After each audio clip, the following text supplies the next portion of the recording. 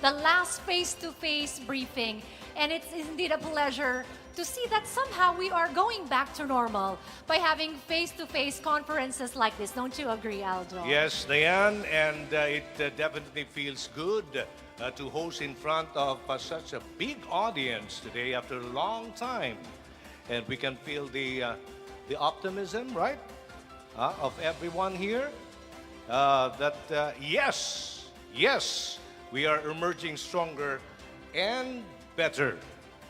Our theme for this year's briefing is 6 years of institutionalizing game-changing reforms and shaping the new economy, the Philippine Economic Report. And today, ladies and gentlemen, we will provide an overview of the Duterte administration's groundbreaking reforms and milestones in advancing the country's economic development the past 6 years. Moreover, you will be hearing updates this morning on the government's initiatives to accelerate recovery amid the new normal. For everyone's information as well, this is a back-to-back event with Sulong Pilipinas, which is a consultative workshop that has resulted in the Duterte administration's delivery of a majority of the top actionable recommendations received directly from Filipino citizens, particularly the business sector. And we would also like to inform everyone that this morning's event is live streamed on the Facebook pages of RTVM, Radio Television Malacanang, the Department of Finance, DOF, and the Bangko Sentral Pilipinas FB main page with Filipino, Cebuano, and Ilocano translations on BSP Filipino, BSP Cebuano, and BSP Ilocano FB pages, respectively. And we also have a sign language interpretation. And now, to formally open our program, may we call on stage Executive Secretary Salvador C. Medialdea for his opening remarks. Sir.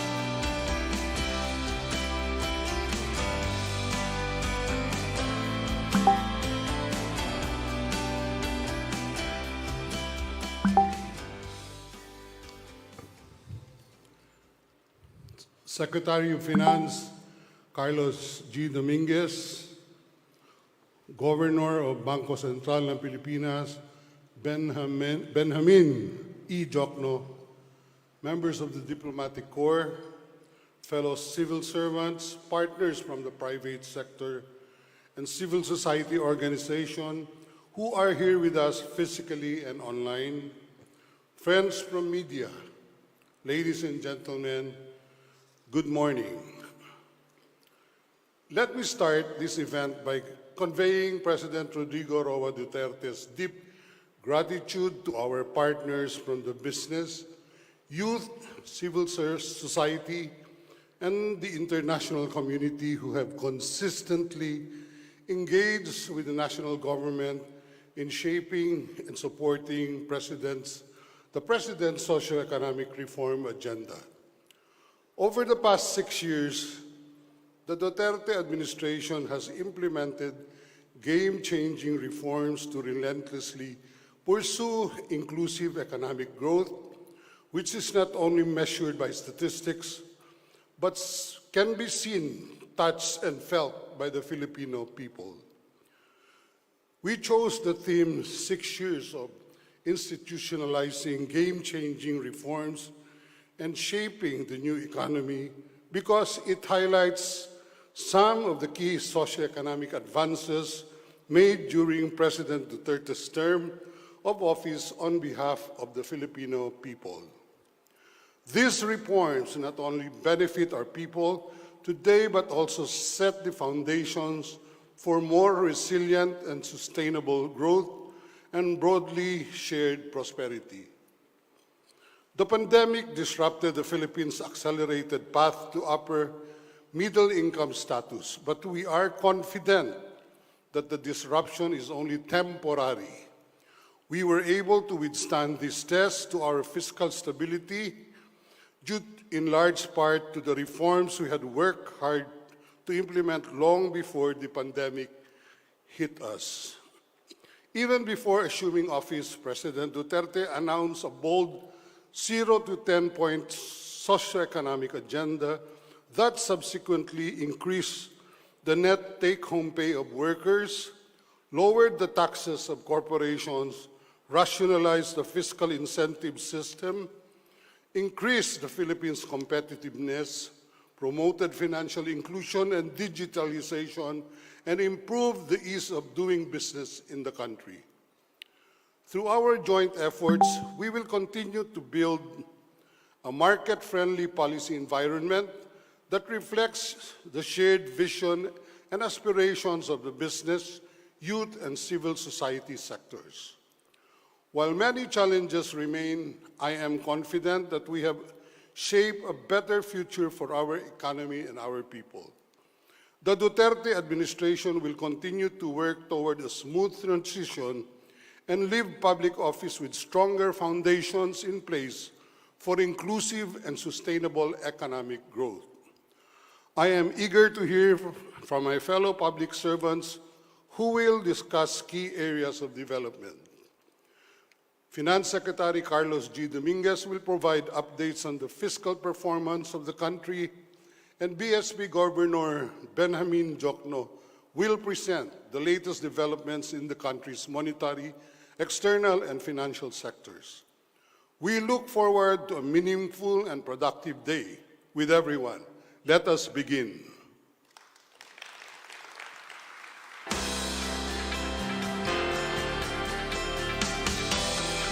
Thank you very much, Executive Secretary Salvador C. Medialdea. As what have been mentioned by the good Secretary Salvador Medialdea, the Duterte administration has implemented for the past 6 years game-changing reforms that aim towards economic growth that is felt by ordinary Filipinos.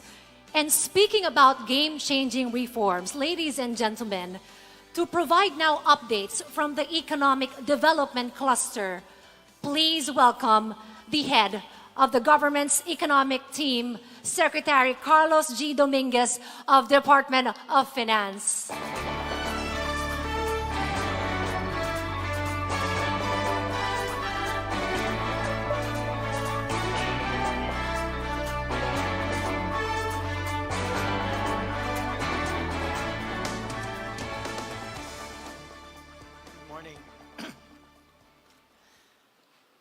My fellow colleagues in the Cabinet, led by Executive Secretary Salvador Medialdea, Bangko Sentral Governor Benjamin Jokno, members of the Diplomatic Corps, our reliable bilateral and multilateral partners, business leaders, analysts, investors, economists, fellow workers in government, and friends from the media here and abroad, good morning.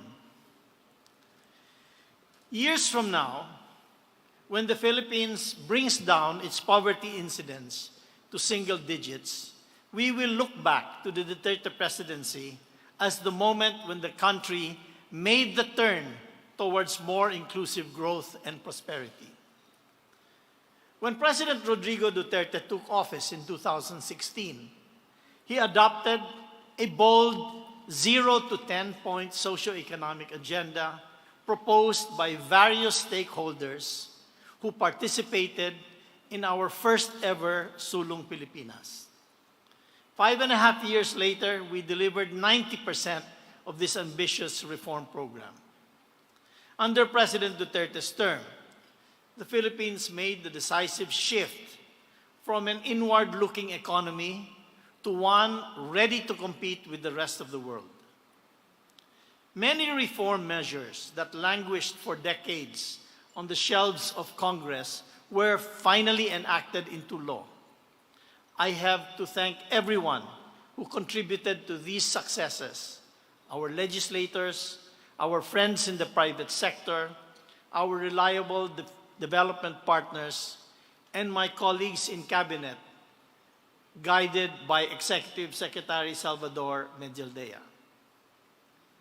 We took a significant step towards lasting peace with the establishment of the Bangsamoro Autonomous Region in Muslim Mindanao. The administration also maintained an unrelenting campaign against criminality and terrorism. The peace and order we now enjoy must be credited to the work of our Security, Peace, and Defense team, led by Secretary Delfin Lorenzana, Secretary Eduardo Año, Secretary Hermogenes Esperon Jr., and Secretary Carlito Galvez Jr. The enactment of the Ease of Doing Business Act paved the way for improved and efficient delivery of public services. I commend the Department of Trade and Industry, led by Secretary Ramon Lopez, here in front of us,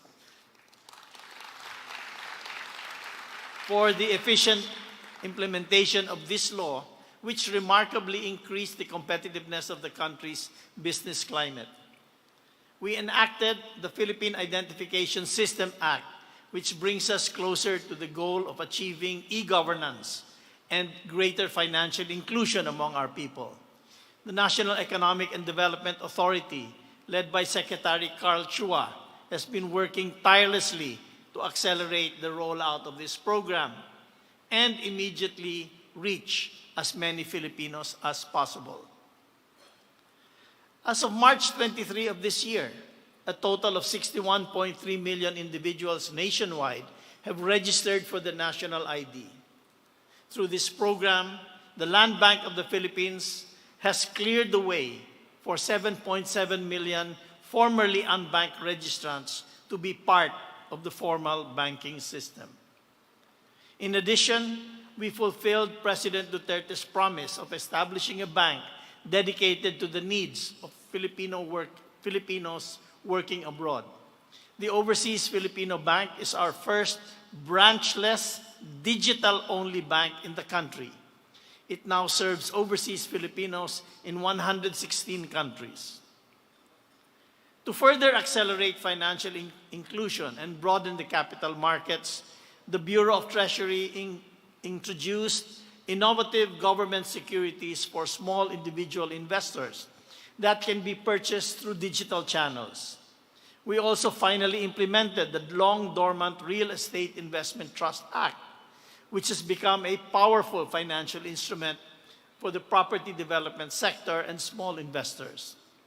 In just 2 years of implementation, the total market capitalization size of the REITs in the country already reached 269.7 billion pesos.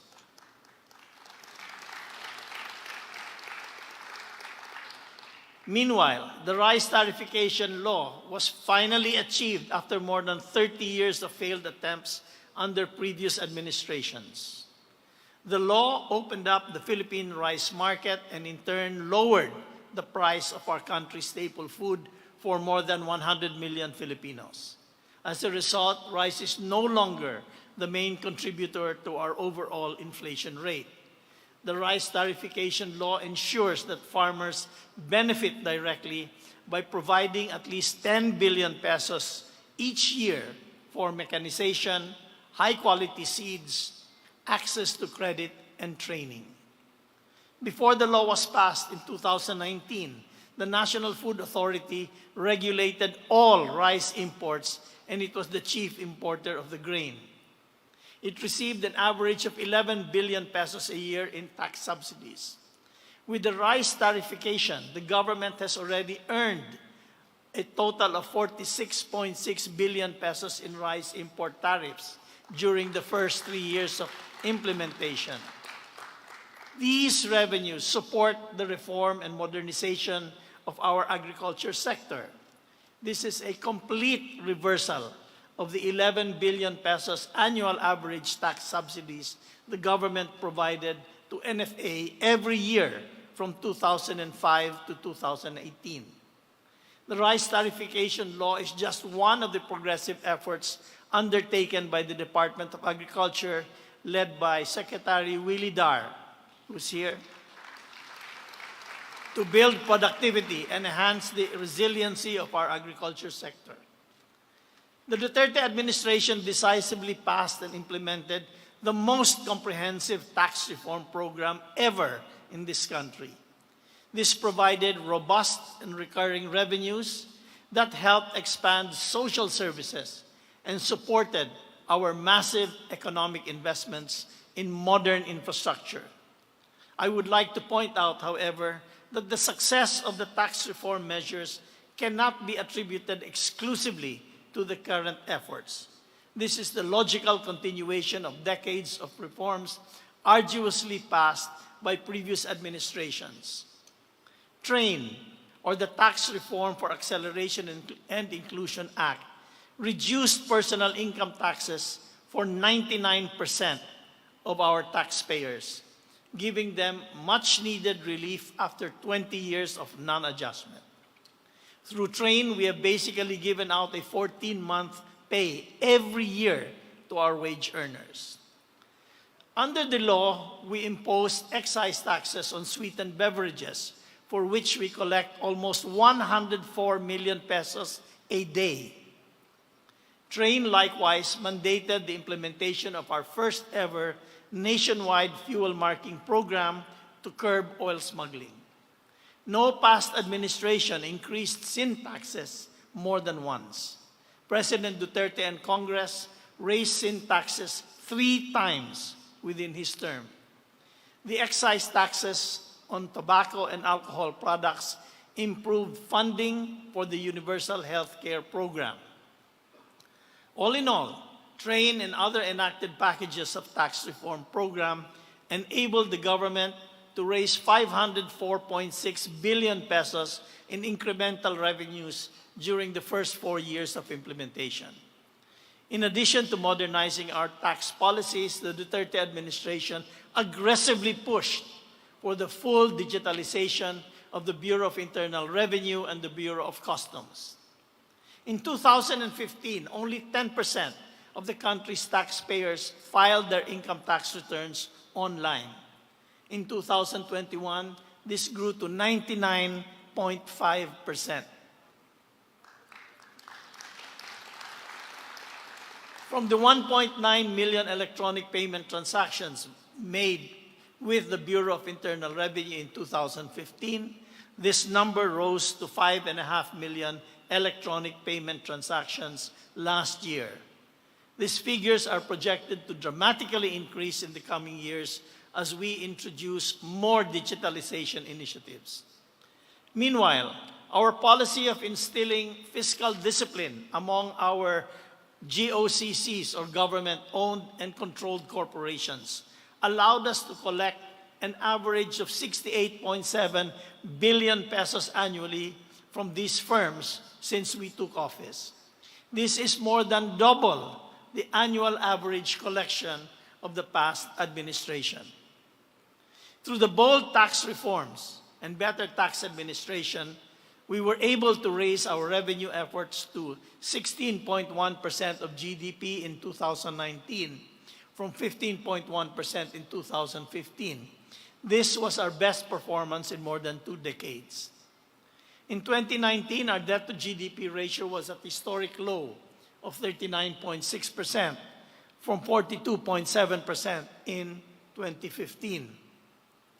The international credit rating agencies recognized us by giving us the best credit ratings ever, ranging from BBB+ to a AAA. As a result, we were able to bring down our borrowing costs and raise bond issuance with very tight spreads in the international market. This high credit rating also spilled over in the low borrowing costs for the private sector. Our Samurai, Panda, Euro, and dollar bonds were all met with strong demand, illustrating the high level of confidence of the international investors in the Philippines. Our robust revenue flow and concessional financing allowed us to sustainably fund the Build, Build, Build program, which is one of the lasting legacies of President Duterte. This administration was able to raise infrastructure spending to above 5% of GDP, double the level recorded by the previous 4 administrations. This would not have been possible without the hard work of our infrastructure implementing agencies led by Secretary Arthur Tugade, former Secretary Mark Villar, Secretary Vince Dizon, and Acting Secretary Roger Mercado. The Philippine railway system is illustrative. After many decades of neglect, the company had only 77 kilometers of rail service by the time the Duterte administration took office. Today, we have 1,209 kilometers of rail service. From only 61 operational stations, this will increase to 208 by the end of this year. In 2016, we had only 224 operational train cars. This has now increased to 1,386. Life is now more comfortable as the Filipinos can now travel more conveniently with an increasingly expansive and efficient railway system. Our fiscal discipline encouraged our development partners to support infrastructure through concessional loans and grants. Since we took office, we sealed 28 highly concessional loan agreements for our flagship infrastructure projects. This includes the country's most ambitious infrastructure undertaking, the Metro Manila Subway Project. With the generous support of Japan, what has once been considered a dream subway is now about to become a reality. Apart from infrastructure, the Duterte administration also invested heavily in social services to boost human capital development. We provided healthcare coverage, housing, unconditional cash transfers, quality jobs, free education in state colleges and universities, and free irrigation water. These programs were all efficiently carried out by the implementing agencies led by Secretaries Leonor Briones, Secretary Rolando Joselito Bautista, Secretary Francisco Duque, Secretary Eduardo Del Rosario, Secretary Silvestre Bello III, and Secretary Bernadette Puyat, and National Irrigation Administrator Ricardo Visaya. I also have to thank the Department of the Budget and Management, first led by Ben Jokno and now led by Officer in Charge Tina Kanda, for ensuring the equitable, prudent, transparent, and accountable allocation and use of public funds for these social services and infrastructure projects. To better serve the needs of the Filipino people, the Duterte administration has infused the largest amount of capital into the Land Bank of the Philippines and the Development Bank of the Philippines compared with the combined amounts under all past administrations. When we assumed office, Land Bank had only 88.7 billion pesos in capital, while DBP had 37.9 billion pesos. By the end of April 2022, Land Bank's capital will now be 230.4 billion pesos, making it the second largest universal bank in the country. DBP's capital will now be 76.9 billion pesos. In particular, Land Bank's image as a big rural bank is far in the rearview mirror. The robust capital infusion reinforced Land Bank's financial strength and allowed it to be an effective partner of the government in advancing its development agenda. The capital is being prudently managed and used to finance projects that are needed by the country, not just in the agriculture sector. Land Bank is also the biggest lender to local government units. Other sectors being supported by the bank include healthcare, education, power generation and distribution, water transportation and housing, all led by the private sector. These game-changing measures and programs made the Philippines one of the economic leaders in the region, growing over 6% annually. The same reforms helped us gain the financial strength to weather the worst of the COVID-19 crisis. Had we not pursued them on time, the impact of the pandemic would have been worse. Our 2020 GDP would have plunged deeper by 13.3% instead of 9.6%.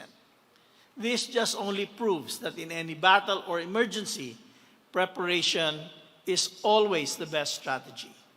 When COVID-19 struck, the Duterte administration moved quickly to protect Filipino lives.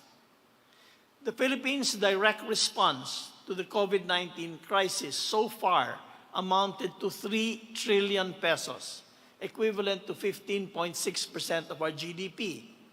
Funding our social protection and economic stimulus measures has been a challenge. But the pandemic found us in a strong financial and fiscal position, ready to protect our citizens. The government collected lower revenues due to the lockdown that slowed down economic activity. At the same time, we needed more money to fund the unexpected cost of the pandemic. Fortunately, we had the fiscal headroom to temporarily increase our deficit to GDP ratio from 3.4% in 2019 to 7.6% in 2020 and 8.6% in 2021. We had set out a clear strategy for financing our deficit. We prioritized domestic borrowings, followed by official development assistance, and then and last, the international capital markets. We determined this plan as the most prudent approach, ensuring sustainability in our debt service. Meanwhile, majority of our budget to procure COVID-19 vaccines for our people was sourced from multilateral banks. We were able to bring together the World Bank, the Asian Development Bank, and the Asian Infrastructure Investment Bank under a joint financing arrangement for the purchase of these life-saving doses. This was the first in the Asia-Pacific region and probably in the world. Our debt-to-GDP ratio increased from a historic low of 39.6% in 2019 to 54.6% in 2020 and 60.5% in 2021. Nevertheless, this ratio remains eminently manageable. The fact that the Philippines was able to maintain all its historic high credit ratings throughout the crisis amidst downgrades among our peers is a testament to our excellent record of prudent spending and fiscal discipline.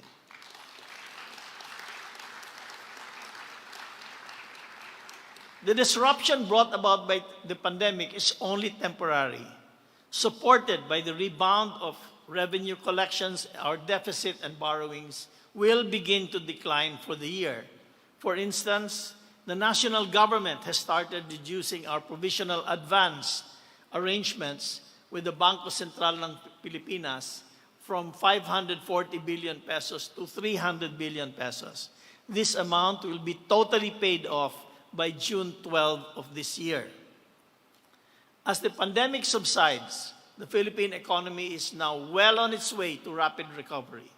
Our risk management strategy culminated in a full-year growth of 5.6% in 2021, exceeding target and market expectations.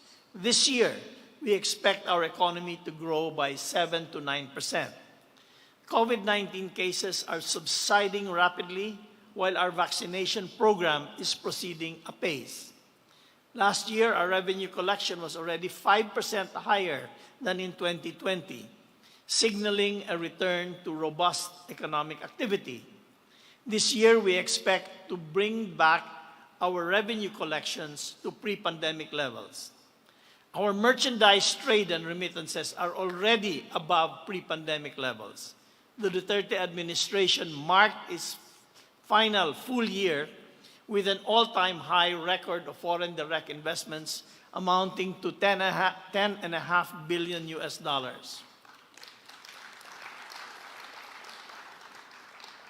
We also continued to gain ground in reducing unemployment. Even as the world has been hard hit by the pandemic, our hard-won reforms bolstered our country's ability to recover and rebuild.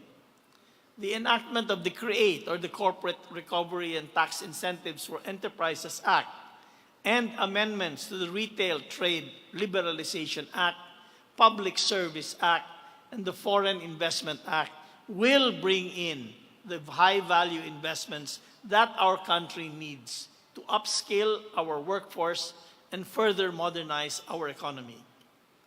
Our optimism is, of course, tempered by the uncertainties introduced by the Ukraine conflict. We face a situation that will almost certainly raise inflation levels in all countries. This will be due primarily to the spike in oil and commodity prices. Rest assured, the Duterte administration is closely monitoring developments and is doing its utmost to mitigate the impact of oil and food price increases on our people. This is being done through cash grants for the bottom 50% of the population, as well as fuel subsidy and fuel discount programs for the transportation sector and small farmers and fisherfolk. The election season, on the other hand, will not be an issue. We have a long history of orderly and peaceful transfers of powers. The next administration will inherit many hard-won reforms. They will enter the office with the basic groundwork for rapid growth already in place. We will also transition to them a comprehensive fiscal consolidation plan to bring the economy back to its high growth trajectory. Together, we have to create an economy that can provide sufficient taxes so the government can provide the necessary public goods for the continued prosperity of the Filipino people. Our fiscal consolidation plan will help us achieve this. Rest assured, the Duterte administration will redouble its effort to grow the economy faster in its remaining months in office to fully recover our lost opportunities. We will continue to drive up domestic economic activity by proceeding full steam with our massive Build, Build, Build infrastructure program. Infrastructure investments as a percentage of GDP are targeted to reach 5.9% this year. We will continue modernizing our governance system, strengthening our public health capacity, and investing more in our human capital. We will pursue more reforms that will build a truly broad-based and inclusive financial system fit for the 21st century. We will be more active in implementing climate change actions on the ground. In essence, we will continue working hard until the last hour of our mandate to contribute all that we can to our strong economic resurgence.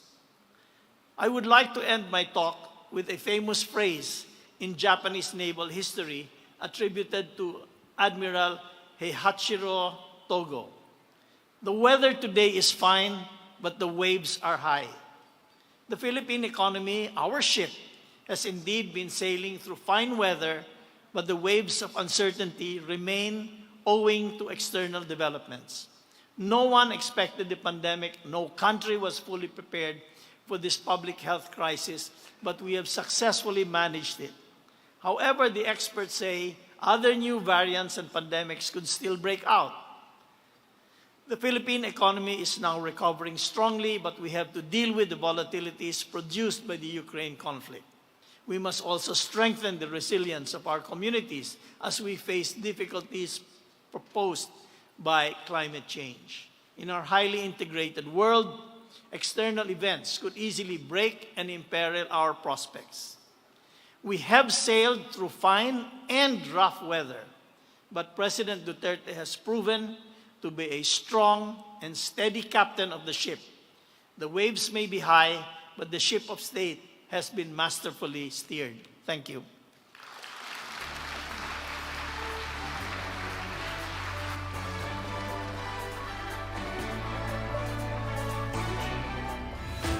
When the Duterte administration assumed office in 2016, It pursued an ambitious socio-economic reform agenda that secured for the Filipino people some of the boldest and urgently needed economic and fiscal policies that have been held back for decades. Game-changing reforms were pursued to achieve a stronger and more inclusive economy.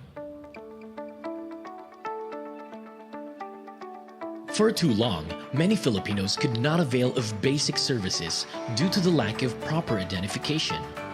With inclusivity as a top priority of his administration, President Rodrigo Roa Duterte signed into law the Philippine Identification System, or PhilSys Act, in August 2018.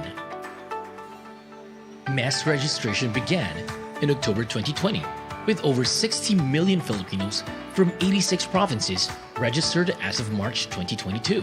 Despite the challenges brought about by the pandemic, we accelerated the registration of the Philippine National Id to give every Filipino a unique and digitalized proof of identity.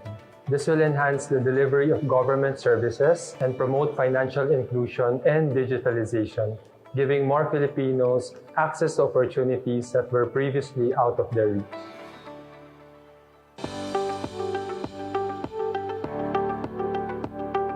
In December 2017, President Duterte enacted the Tax Reform for Acceleration and Inclusion, or the TRAIN Law.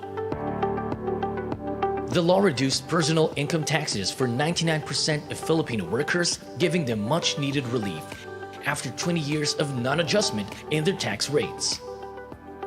TRAIN also imposed higher taxes on unhealthy or so-called sin products, thus increasing revenues to fund government social services and infrastructure projects. Narinig ko nga nung sinabi ng boss ko na napirmahan ng Pangulong Duterte ang TRAIN Law, talagang nagdiwang kami ng pamilya ko kasi yung 3,000 to 4,000 na nawawala sa akin, nakukuha ko na siya, natitake home ko na siya. Nakatulong talaga. Hindi lang yata sa amin, pati sa lahat ng Pilipino. The rice tariffication is a landmark law that reforms the country's previous dysfunctional rice policy. This was finally achieved after more than 30 years of failed attempts under previous administrations. By allowing the free market to operate, we have significantly increased the supply of rice in the country, and consumers now have wider choices of rice varieties. As a result, rice prices have gone down dramatically from the levels we saw in 2018. Rice price is no longer the main contributor to our overall inflation rate. The tariffs collected from rice importers are earmarked for agricultural modernization programs that directly benefit our farmers.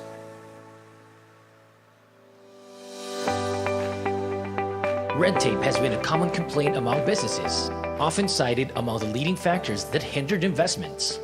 To address this long-standing issue, the Ease of Doing Business Act was signed into law by President Duterte in May 2018.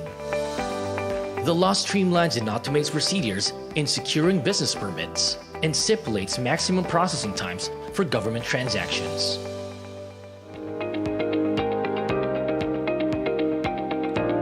The Philippines used to have the highest corporate income tax rate in Southeast Asia. Then came the Corporate Recovery and Tax Incentives for Enterprises, or CREATE Act. With CREATE, the country's corporate income tax rate fell toward the regional average, making the Philippines a more attractive investment destination. CREATE also rationalized the country's problematic fiscal incentive system. Now, tax incentives are performance-based, time-bound, targeted, and transparent. A more efficient incentive system will enable the government to generate more revenues for various development programs. Over the past 6 years, key reforms were put in place that demonstrated how the administration prioritized the needs of businesses to bring about a healthy economy for the people. The Duterte administration also implemented a series of sin tax reforms to fund the Universal Healthcare Program. The Duterte administration is the only government in Philippine history that increased excise taxes on sin products 3 times within one presidential term. With all game-changing tax reforms, the government generated more revenues and improved the government's finances. Better finances allowed the government to decisively respond to the COVID-19 crisis while continuing to invest in massive infrastructure projects for post-pandemic economic recovery. All of these were done within the boundaries of fiscal discipline, thus helping the Philippines keep its investment-grade credit ratings even as the world saw a wave of credit rating downgrades throughout the COVID-19 crisis.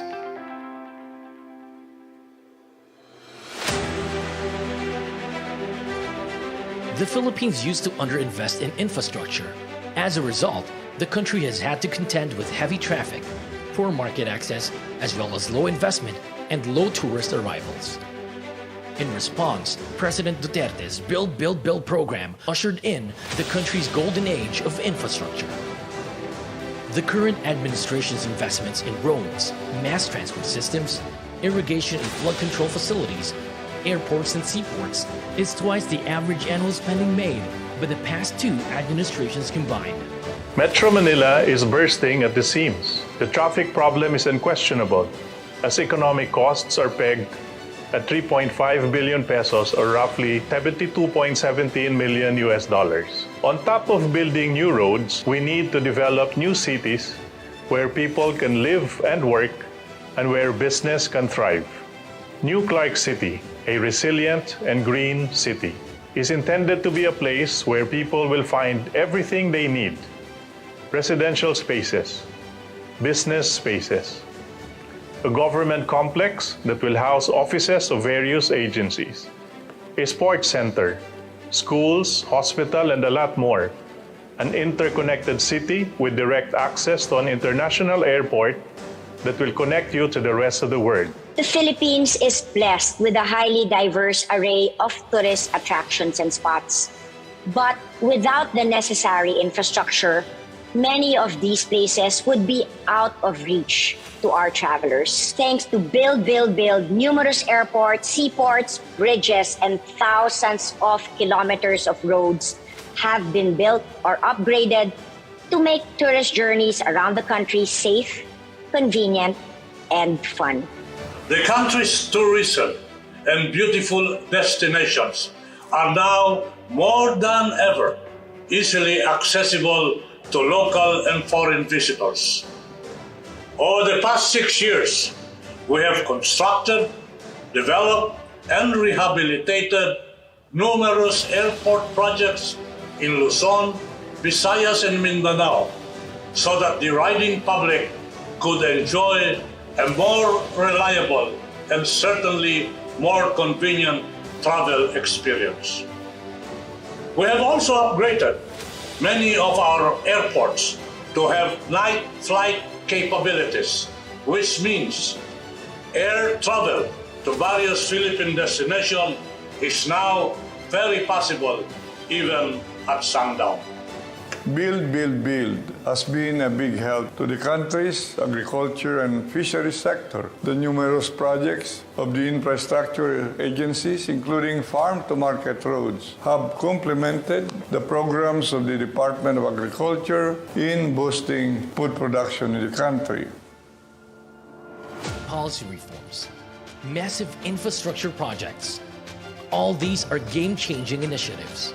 The reform momentum continues even toward the end of the Duterte presidency. Additional vital economic reforms, backed by the president and his economic team, were recently passed by Congress. Amendments to the Retail Trade Liberalization Act, Foreign Investments Act, and Public Service Act. These reforms will further propel the Philippine economy in its next phases of economic development, consistent with the vision adopted 6 years ago. The Build, Build, Build program is one of the lasting legacies of President Duterte. The unprecedented level of infrastructure investment was made possible by the tax reforms that have helped the government generate higher revenues over the years. Also, our high credit ratings brought about by the country's strong macroeconomic fundamentals have helped us source financing from domestic and international markets at very favorable terms. This has allowed us to fund massive infrastructure and human capital development projects. We created more employment opportunities and we strengthened the country's investment climate towards a robust, sustainable, and more inclusive economic growth. This is a testament to this administration's commitment to deliver on the promise of a better quality of life for the Filipino people.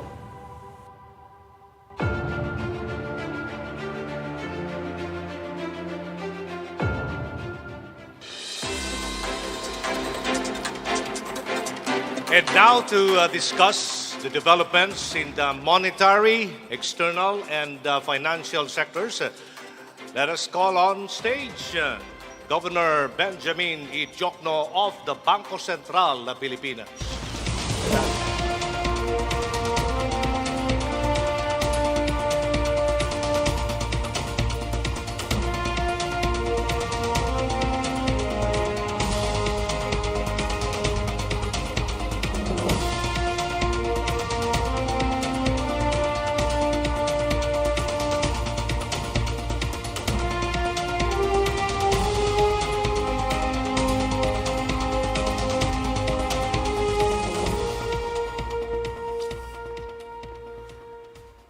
Good morning to everyone joining us today here and online. It is my privilege to speak before you in today's Philippine Economic Briefing with the theme 6 years of institutionalizing game-changing reforms and shaping the economy. Over the past 6 years, we have achieved many accomplishments, but face a few serious challenges. In 2020, economies across the globe suffered severe downturns due to the coronavirus pandemic. And this year, just as we were adjusting to the new normal, Russia's invasion of Ukraine and the global response present new challenges and uncertainty. But we are optimistic as we see clear signs of recovery. But for this morning, let me first discuss key developments in the BSP's focus areas over the last 6 years, then conclude with our outlook. The BSP remains committed to its mandate of maintaining price and financial stability and a safe, efficient, and inclusive payments and settlement system. At the same time, the BSP maintained a reform-oriented mindset. The COVID-19 pandemic did not deter us from pursuing rather game-changing reforms. In fact, the pandemic had proved to be a catalyst that accelerated many of our reforms, such as digitalization and sustainability in our financial system. On the monetary front, the BSP adopted the interest rate corridor framework in 2016 to strengthen the transmission of changes in monetary policy stance to the rest of the economy.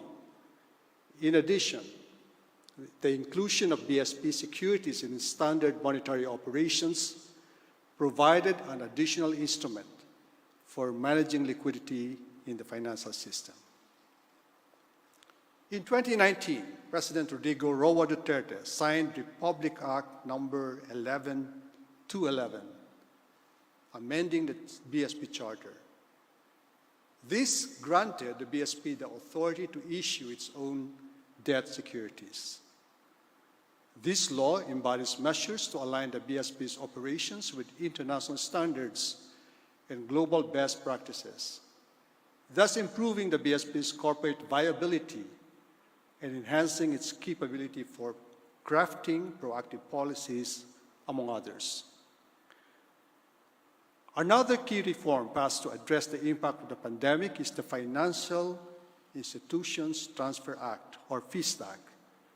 The FIST Act is a preemptive measure to ensure banking sector stability in case of significant spikes in loan defaults.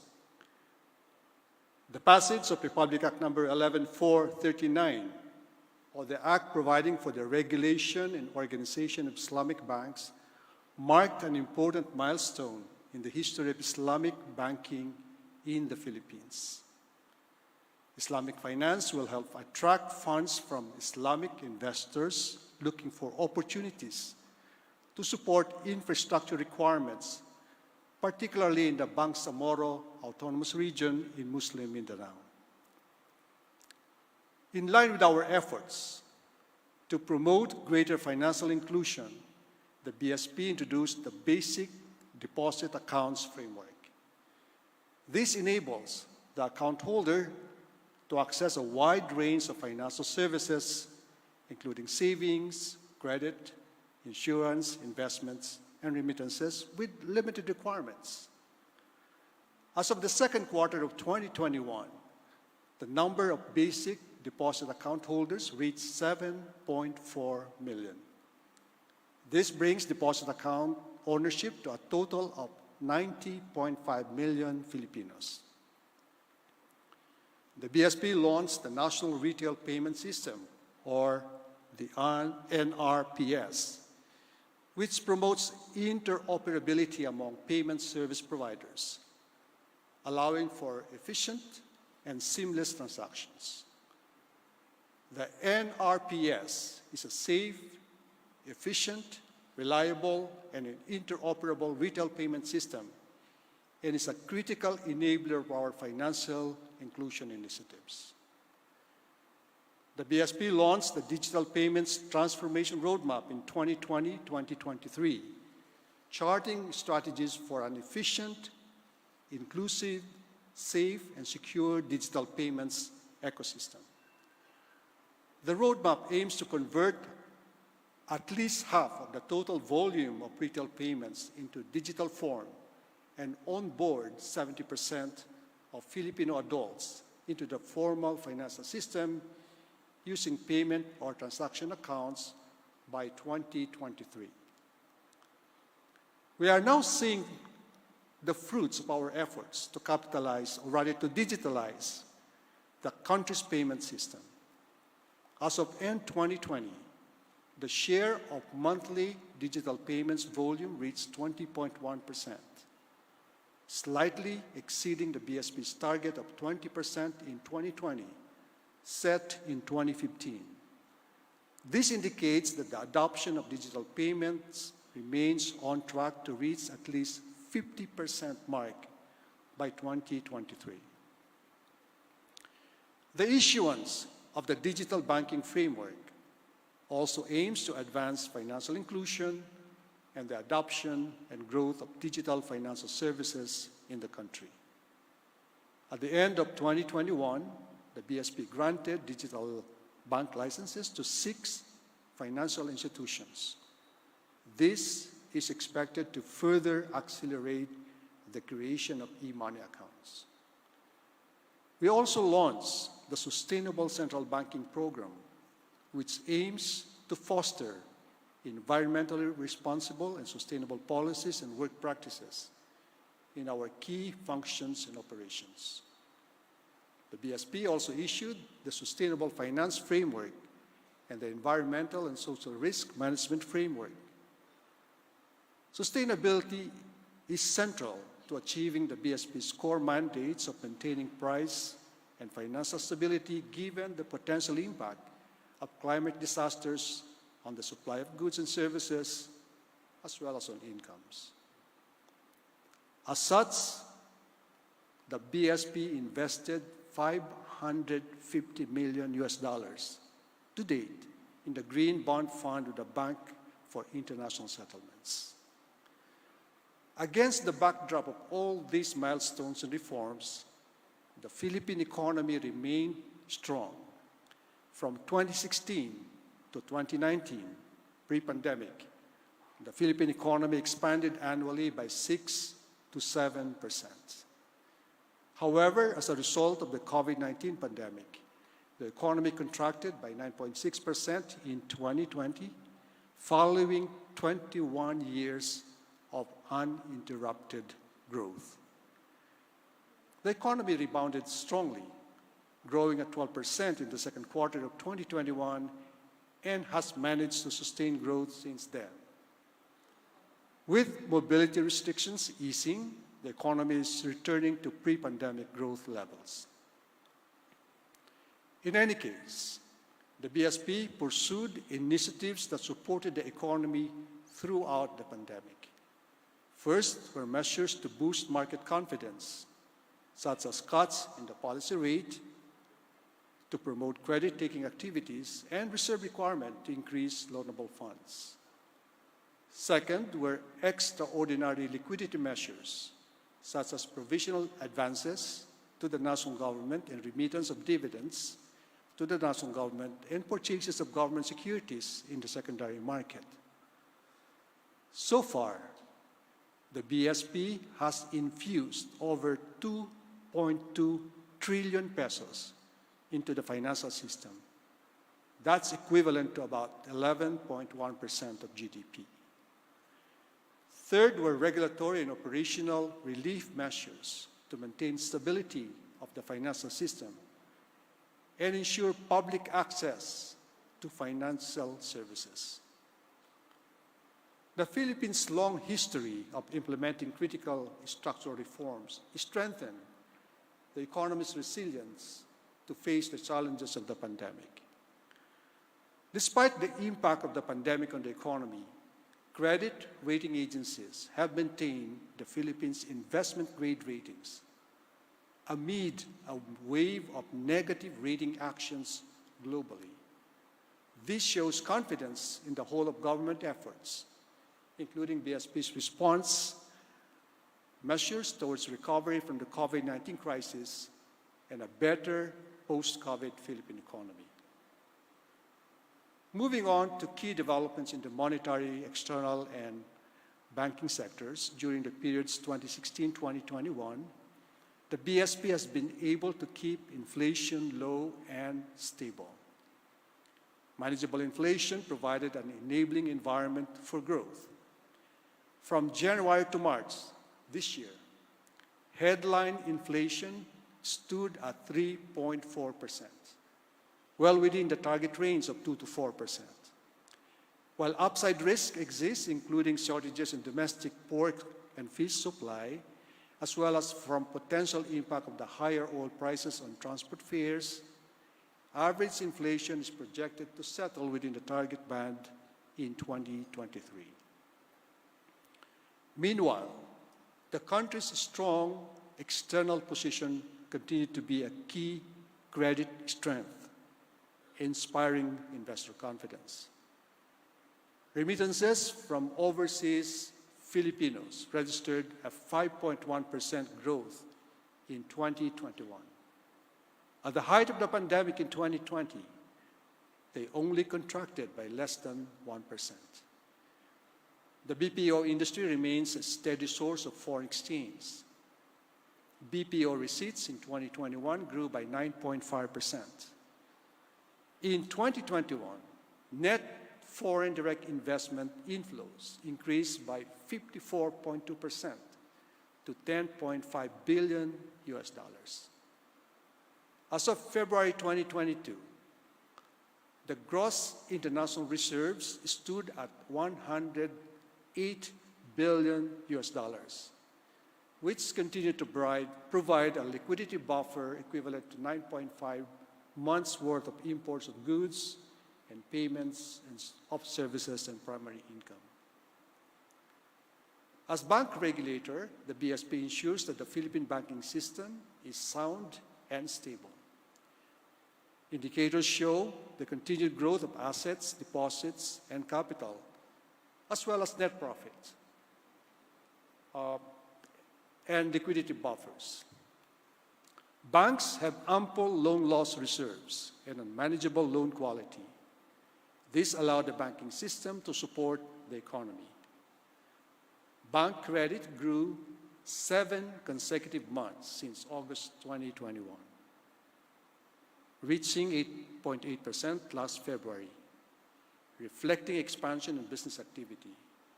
This supports the view of an even stronger economic rebound this year. Now let me briefly touch on our economic outlook and the BSP's policy normalization strategy. The government expects economic growth to accelerate to a range of 7 to 9% this year and 6 to 7% next year. There are strong bases for this optimistic outlook. Growth will be supported by the implementation of the 2022 national budget, the Build program, the Corporate Recovery and Tax Incentives for Enterprises Law, and Executive Order number 166, adopting the 10-point policy agenda to accelerate and sustain economic recovery from the pandemic. Moreover, game-changing legislation, such as the amended Public Services Act, will drive economic growth moving forward. This economic outlook is supported in parts by the BSP's efforts towards financial digitalization and inclusion and promotion of stable inflation and financial environment conducive to economic growth. However, the favorable economic outlook comes with risk. One of the key risks to domestic and global economic growth is the ongoing conflict between Russia and Ukraine. Its direct impact is inconsequential, yet its indirect impact through higher world oil prices and slower global growth could be significant. The BSP supports the national government's fiscal interventions to address risks to inflation and maintain the economic recovery momentum. As the Philippine economy recovers, the BSP's exit strategy involves recalibration of monetary operations, unwinding of liquidity provision, reducing monetary accommodation, and building our buffers in preparation for future crises. We will continue to assess demand and supply conditions to ensure that we are able to implement our exit strategy in a timely and orderly manner. We will strive to strike the right balance between providing support to the economy on the one hand and fulfilling our mandates of price and financial stability on the other.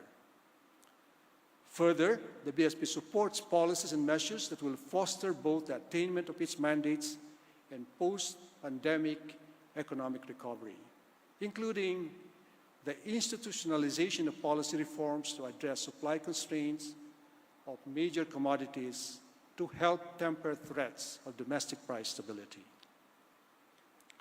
The enactment of the Financial Consumer Protection Act to improve the quality of financial services and contribute to greater financial inclusion, and promotion of digital payments under the Digital Payments Act, which will encourage the universal use of safe and efficient digital payments. Let me end with my talk with the Chinese proverb, which says, when the winds of change blow, some people build walls, others build windmills. The reforms that we have instituted are the results of our openness to embrace new things and our courage to deal with the challenges of our times. The past 6 years tested our resilience as a nation, but we are emerging better and stronger because we opted to build windmills that have harnessed the winds of opportunity. We searched for solutions and acted boldly in the face of difficult situations. Moving forward, we will continue to transform challenges into opportunities for improving the life of every Filipino. Thank you once more, and mabuhay.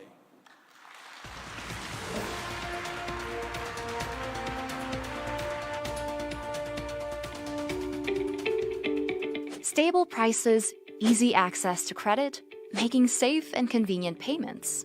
These are shared concerns of millions of Filipinos. The Bangko Sentral ng Pilipinas and the national government strive to make improvements in these areas toward a new and more resilient economy. I believe Bangko Central has done a consistently remarkable job in very challenging times globally. They have kept to a flexible monetary policy, reducing interest rates in a timely and proactive manner to protect economic growth, and increasing interest rates to contain inflationary pressures when needed. The BSP has done a great job in ensuring utmost transparency in its monetary policy in a preemptive and proactive manner, aligned with global best practices. So it doesn't come as a surprise that the BSP Governor has been awarded as one of the best in the world. This has resulted to a greater order, stability, and certainty in the financial markets and in the economy, also leading to well-anchored inflation and inflation expectations. We commend the government, particularly the Department of Finance and Bangko Sentral ng Pilipinas, for effectively using policy measures at its disposal to tame inflation. We laud the BSP for closely monitoring the inflation environment while continuing to ensure that interest rates remain low and loans granted to MSMEs were considered part of the bank's reserve requirements, even as we face the challenge of the pandemic. This has given the business community better confidence to move forward as the economy opens and recovers. The national government, through agencies that support and develop agriculture, entrepreneurship, and industry, helps achieve price stability by addressing factors affecting the supply of goods and services. For instance, boosting food production, better policies that enhance logistics, and infrastructure development that speed up delivery of goods and services, as well as monitoring and law enforcement against unfair trade practices. These all help achieve price stability. With a whole-of-government approach to maintaining price stability, there is close coordination between the Bangko Sentral and government line agencies so that appropriate policies, whether for managing demand or supply, are in sync and in place. Ngayon, nakita ko mas bumaba ang presyo ng bigas ngayon. So, malaking bagay ito para sa aming pamilya. At napakalaking bagay yung pinirmahan na batas ni Duterte na hindi lamang sa pamilya namin makakatulong, naniniwala ako na sa lahat ng pamilyang Pilipino.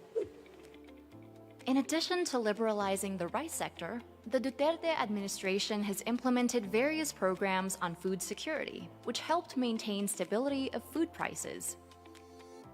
The Department of Agriculture launched the Plant program, otherwise known as the Ahon Lahat, Kain Sapat kontra sa COVID-19. Its main objective is to make food available, accessible, and affordable. We started urban agriculture at the start of 2019. This is in partnership with local government units. We built community gardens nationwide. Beneficiaries learned the basics of food production, and we provided seeds and other farming inputs, including technical assistance, training, while LGUs provided the spaces for the gardens and oversaw sustainability of these projects. At the same time, a number of measures were implemented to help maintain price stability amid the COVID-19 pandemic. At the height of the COVID-19 crisis, the country grappled with lack of supply of PPEs, gloves, alcohol, and other pandemic essentials. To address the supply deficiency, the Department of Trade and Industry's Board of Investments assisted many manufacturers in repurposing their plants into facilities that produce these highly in-demand products. For instance, ready-to-wear apparel manufacturers, or RTW manufacturers, turned into PPE manufacturers. Makers of rubber balloons became makers of gloves. Manufacturers of alcoholic beverages became makers of disinfectants, and so on. BOI provided support, such as in the form of technical assistance and linkages with FDA, and also linking suppliers and manufacturers. Supporting businesses is a government priority. With various types of assistance to enterprises, government has helped augment the supply of much-needed goods and services, which also helps keep inflation manageable over the medium to long term. Credit access. In recent years, much has been done so that more Filipinos can avail of loans and other financial services more easily. A flagship program that will significantly boost credit access in the country is the Philippine Identification System, or PhilSys, also known as the National ID Program. Bangko Sentral supports PhilSys. We have assumed the role of printing hard copies of the IDs, which also have an electronic version.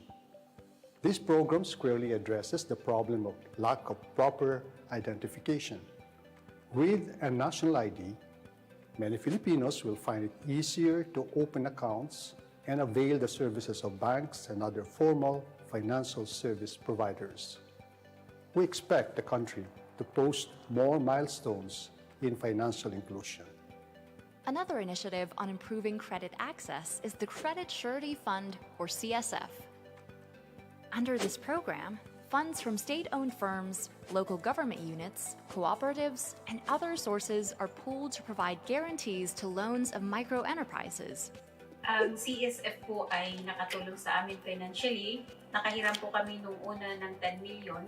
In-invest po namin yun sa additional capital namin. Tapos nag-invest po kami ng bakery, restaurant, at saka additional capital ng groceries namin. As of now, we have 5 million loan. Yun po yung ginamit namin sa pagpatayo ng building namin po sa Pampanga. A law seeking to improve credit access was enacted. Under the Personal Property Security Act, properties other than real assets, such as inventories, crops, receivables, may serve as collateral for loans. This helps MSMEs access credit even if they do not own land or other real properties typically required by financial institutions as collateral for loans. Complementing this, the Bangko Sentral has put up a regulatory environment that promotes risk-based lending.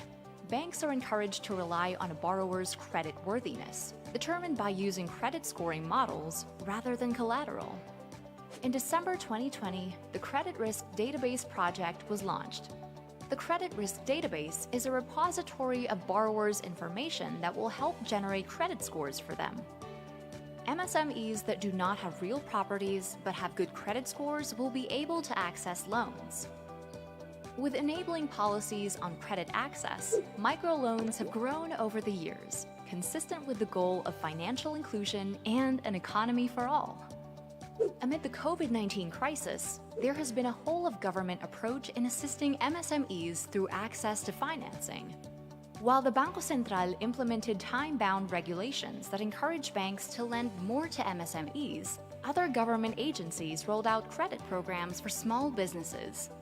Throughout the past 5 years, the government has been very proactive in supporting our MSMEs, which comprise 99% of businesses in the country and employ over 60% of our workforce. We are helping MSMEs prosper for the benefit of the Filipino people and the economy through the CREATE Act, various policy initiatives, enhancing their credit access, and a wide range of financing programs extended by the government. Sending remittances, paying bills, shopping online, transferring funds. Services that make these transactions convenient, fast, and safe are important to Filipinos. In recent years, the ways in which people and businesses make payments have been revolutionized through financial digitalization. Nag-start po ako gumamit noong December dahil marami po ang nagtatanong kung accept po kami ng QR code payment. Kasi po, mas mabilis ang pagbabayad at hindi na kailangan magsusukli. Madami na pong gumagamit ng QR code sa ngayon dahil scan na lang po nila, bayad lang po sila at safe po ang kanilang pagbabayad. Very convenient po siya.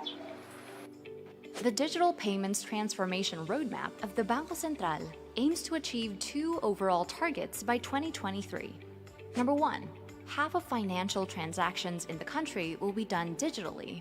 And number 2, at least 70% of Filipino adults will have transaction accounts. The rationale is simple. If payments can be made quickly, capital turnaround is faster and economic growth accelerates. Also, digitalization helps make financial products and services accessible to more people, thereby accelerating financial inclusion.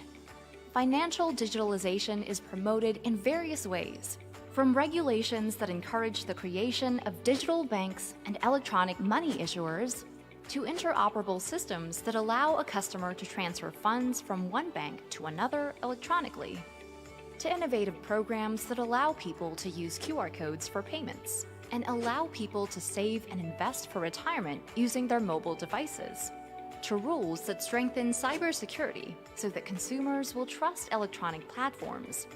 With all these initiatives, the Philippines is shifting from a cash-heavy to a cash-light and digital-heavy society.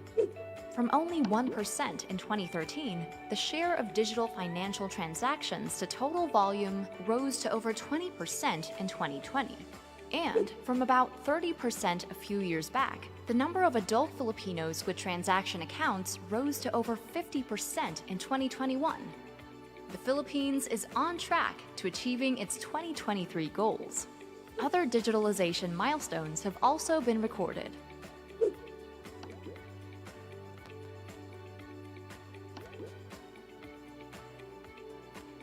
With less physical cash through financial digitalization, which also reduces the country's carbon footprint, we are supporting a more sustainable future. Over the past 6 years, concrete programs and policies have been put in place to achieve stable prices, improved credit access, and a better payment system, all of which are aimed toward helping realize our collective aspiration, a better quality of life for all Filipinos.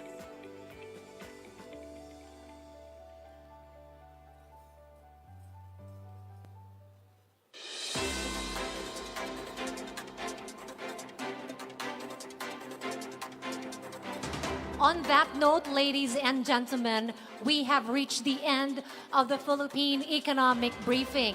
At this point, may we request the CUT Executive Secretary Salvador Medialdea, please, to kindly proceed on stage for a group photo op. He will be joined by Finance Secretary Carlos Dominguez, sir. And also would like to invite BSP Governor Ben Diokno. We'd also like to invite on stage Agriculture Secretary William Dar, sir. PCOO Secretary Martin Andanar. May we also invite DTI Secretary Ramon Lopez and Tourism Secretary Bernadette Romulo Puyat. Can we invite you, please, to be on stage for a group photo op?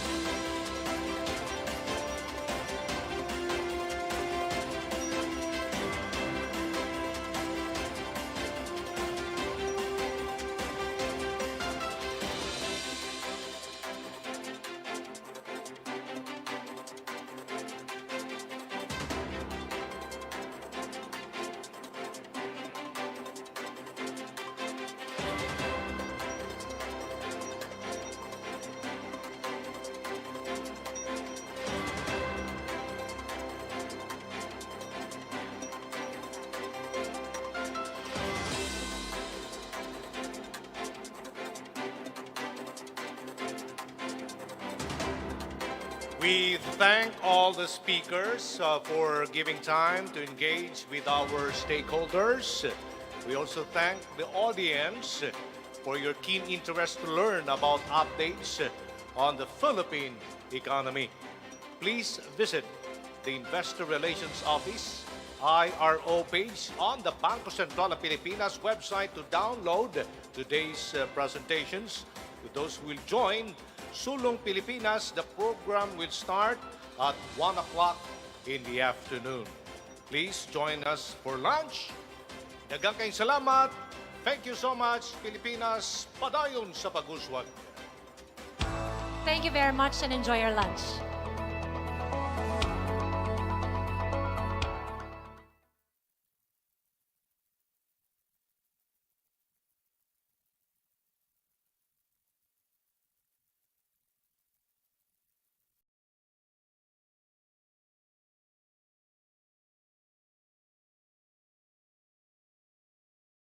you